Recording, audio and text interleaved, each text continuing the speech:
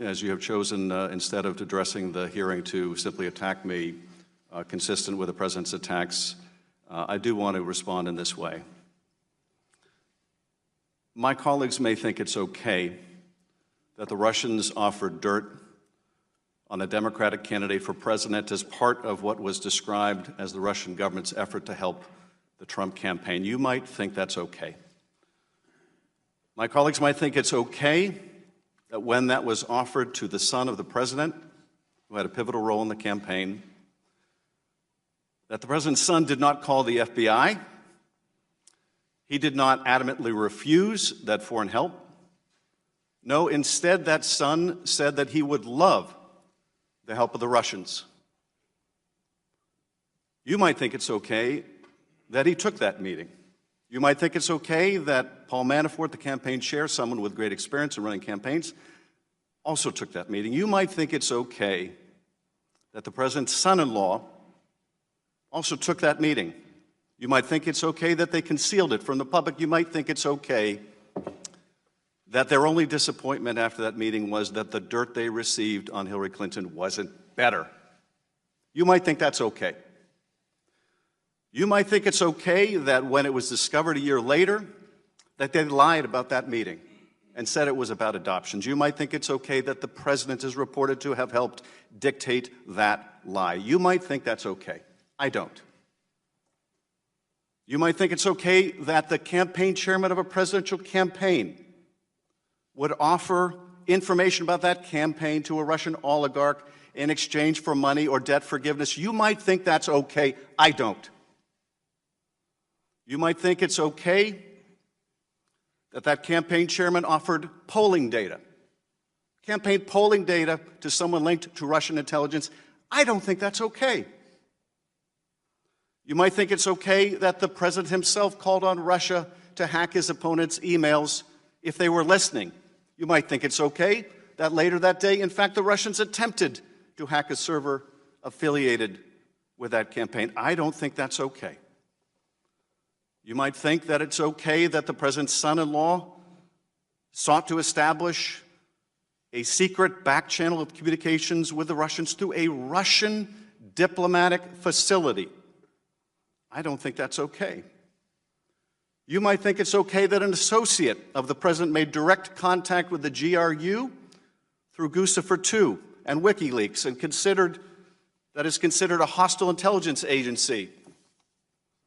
You might think that it's okay a senior campaign official was instructed to reach that associate and find out what that hostile intelligence agency had to say in terms of dirt on his opponent. You might think it's okay that the National Security Advisor designate secretly conferred with a Russian ambassador about undermining U.S. sanctions, and you might think it's okay he lied about it to the FBI. You might say that's all okay. You might say that's just what you need to do to win. But I don't think it's okay. I think it's immoral.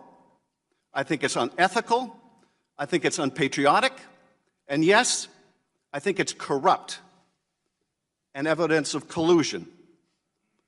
Now, I have always said that the question of whether this amounts to proof of conspiracy was another matter. Whether the special counsel could prove beyond a reasonable doubt the proof of that crime would be up to the special counsel, and I would accept his decision, and I do.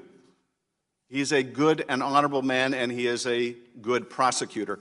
But I do not think that conduct, criminal or not, is okay. And the day we do think that's okay is the day we will look back and say that is the day America lost its way.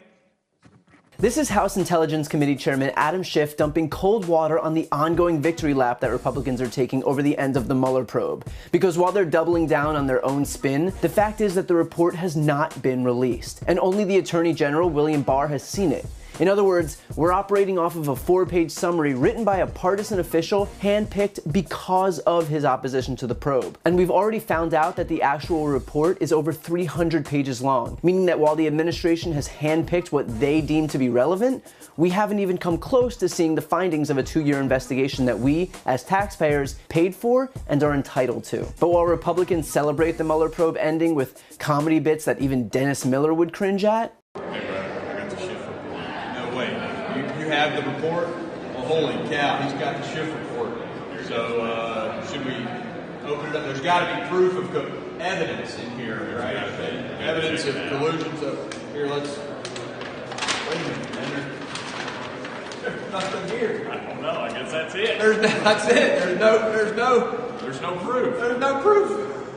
there's really not a whole lot to celebrate. And I'm talking besides the 199 criminal counts, 37 entities charged, 7 guilty pleas, and 5 sentenced to prison, including guilty pleas from Trump's campaign chairman, foreign policy advisor, national security advisor, lawyer, and campaign aide. That's not an administration, by the way, that's a crime syndicate. It's a cell block. It's an entire work shift of license plates. But besides that, there's also the slew of shady dealings with Russia outlined by Schiff. If Mueller didn't recommend indictment, it's because the legal standard is that a crime would need to be proven beyond a reasonable doubt. And that's a gruelingly high standard to meet, but it doesn't change the fact that what we know about Trump Tower meetings and back channels to Russia and sharing polling data and communications with Russian hackers and promises to lift sanctions and a request by candidate Trump himself to Russia to hack his opponent's emails on national television, that all of that looks really, really bad for the president. So while Trump and the rest of the GOP might enjoy their victory lap over some false narrative, that doesn't actually change the dozens of red flags here, or the fact that half of his campaign team will spend time behind bars. This is neither a win for Trump nor his party, and the fact that they view it as one speaks volumes.